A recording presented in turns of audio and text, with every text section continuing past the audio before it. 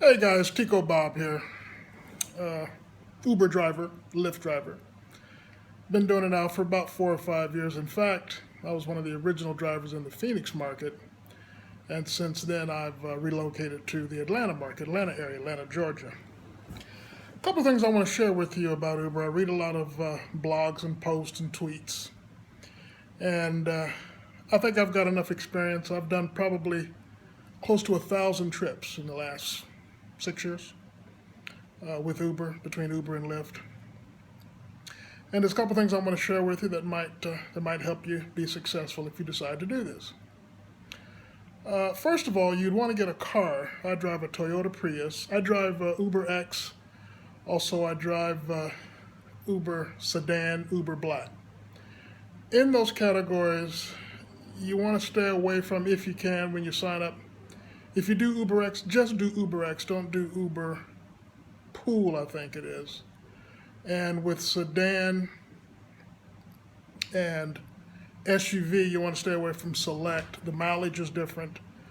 If you get into Uber XL, I think it is, what it is, it's a cheaper rate. And typically, you'll get people that have 6 passenger, they want to squeeze 7 or 8 people in your vehicle.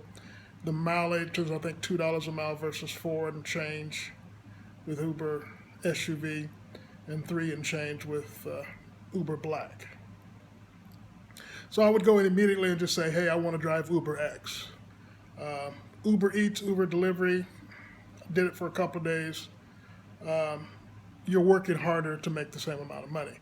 Because at this point, you're finding a restaurant, you're getting out of your car, you're finding a place to park, getting out of your car, you're going in the restaurant, pick up the food, bring it back in your car, take it to the people. They may be outside, they may be inside. 99% of the time, you're not going to get a tip. And if you're picking up food, then your car, your vehicle is going to smell like whatever you're picking up: Chinese food, pizza, Italian food, whatever. Your car smells like that for the next half hour or so. Anyway, that's a personal choice. I wouldn't do it, didn't like it. So I would get a car. Prius is the optimum car for Uber X. It's a hybrid, and you'll get anywhere from 45 to 55 miles per gallon. And when the car is sitting somewhere, it's not using gas, it's using electricity. It's a good car. You can pick one up 15 grand, 12 to 15, $18,000 used, brand new. I think they're 2022. Secondly, I would suggest that Farmers Insurance, a lot of insurance companies have not caught up to the whole ride share platform, and you need to check your policy, because most individual policies will not cover you in the event of an accident. You've got passengers, you've got clients in your car, and you're in between trips. If they can prove that you're doing rideshare, that your car's used for hire, they're not going to honor or pay any policy. I would really highly recommend you find that out before you get on the road. Farmers Insurance has finally come up with a policy. It's actually a ride share policy. It costs you an extra $5, $10, $20 a month, but they'll cover that gap between you being on an Uber fare and you let that client out and you go back to being a private citizen, and your car is not being for hire. So I would check that out. Farmers Insurance seems to have a good toehold on the ride share program. I would suggest that. Also, been asked many times, you know, can you make money driving Uber and Lyft? Sure. Are you going to get rich? No, not going to happen. But there are some things that you can mitigate your expenses and come home with, $2, $3, $4, $500 a week. Maybe bring home $1,500, $2,000 a month additional income. A lot of guys have tried doing it full time. If you want to do that, you're going to have to work 10, 12, 14 hours a day. I just don't think it's safe. U.S. Department of Transportation recommends that you only drive 10 hours a day. That's the legal status for driving before you're supposed to rest. But I wouldn't do it. Can you make money? Sure. Some things you can do to mitigate your expenses. When you're out on a fare, when you get pinged, let me back up a little bit. When you go out, if you're in an area you go outside your house, sit in your driveway, just sit there, turn on your app, and I wouldn't drive a mile until I got a ping right out of my driveway or in front of your house or your apartment or whatever. When you pick up that fare and you drop those folks off, I use a 15, 20-minute rule. Once I drop them off, I'll pull a block away or somewhere away from them, and I'll sit there until I get another ping. Generally, 95% of the time, within 10, 15 minutes, I'm being held to go somewhere else. Wouldn't drive around chasing business. It's not going to do you any good. The way the algorithms are set up, once you leave a particular area, then you fall into the back of the line, so to speak, if you go to another area. Then if you stay where you are, you're going to be at the front of the line for the algorithms. So when you drop someone off, just stay there and wait. Also, at the head of this, I meant to say that the frame of mind I started out with when I started driving Uber is completely different than what it is now. When I started out with UberX, I'm specifically talking about UberX now. When I started out with UberX, I was all about the water in the car, the mints, the napkins, opening doors, all of that. Well, over time, Uber just lowered their rates so much. When I started in Phoenix, I want to say it was $1.75, maybe $2, $2.10 a mile. It's gone down to 75 cents a mile. They've lowered their rates. Great for the clients, shitty for you. So I don't get out of my car, I'm sorry to say. I don't provide water, mints, and it's not important to me. A 5-star rating is not that important. I can't go to my mortgage company and say, hey, I've got 5 gold stars. It's about money. It's about service. I'm going to treat and respect who I get in and out of my car. But pretty much my philosophy is what you get in UberX for 75 cents a mile, you get to get in my car, you get to shut up, and you get to get out. And that's it. I'm going to get you there safely, as quickly as possible. I'm going to be pleasant. I'm going to be cordial. I'm not suggesting that at all. But that's what you get for 75 cents a mile. And I would recommend to you that, like I said, my mindset has changed over time because I went from offering this so-called service to UberX clientele to saying, the mindset being, look, I'm an independent contractor. You must understand that this is my vehicle. It's a personal vehicle that I'm using for company. Uber does not own this vehicle. This is my personal vehicle. So my frame of mind is respect me, respect my vehicle. It's a rideshare service. It's not a limousine service. I don't pull up to your house and you can wait 10 or 15 minutes to come out. It's a rideshare. I akin it to if you ask a friend to come pick you up, you wouldn't make that friend wait for you. You wouldn't expect that friend to get out and open the door for you. You wouldn't expect that friend to offer you water and candies and things if it's a rideshare. So my point is I'm offering service. Safety is the key issue. Cordial atmosphere. And that's it. So I let people right off the bat know, hey, thank you for choosing Uber. Welcome to my car. But here are the rules and regulations. This is my vehicle. I'm in charge. Safety is first. I'm really not a part of your party. So just let me do my job. Let me get you safely to where you want to go. And everything will be fine.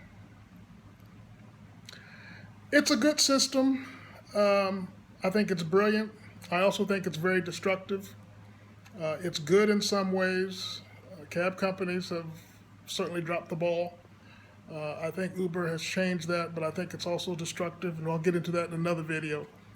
But for right now, I don't really have a great opinion of Uber as a business model. It's a great company, but the way they treat, the fact that they have no customer service or no sort of communication, and I understand why they don't do that, but I understand why they do that. I mean, that's a little baffling to me. I don't think, I'm asked which do I prefer driving for? I prefer Lyft. They seem to have a better mindset about their drivers. They treat their drivers. They also offer the option of tipping a driver, even if it's $1 or $2. Just imagine if you get $1 or $2 extra for every ride you do, what that adds up to at the end of the month. Uber doesn't seem to support their drivers. I think they're of the yoke that there's enough drivers and they can keep drivers any way they want. If I don't want to do it, somebody else will do it. True enough. But I think that will eventually come around and bite them in the ass. And I have seen that they've done a lot more advertising. They're really pushing the referral thing. So I think they have begun to kind of go through the gamut in terms of drivers, and people are beginning to understand and realize that Uber needs to treat their drivers a little better. After all, if it's not the drivers, if they don't have the drivers, they don't have a company.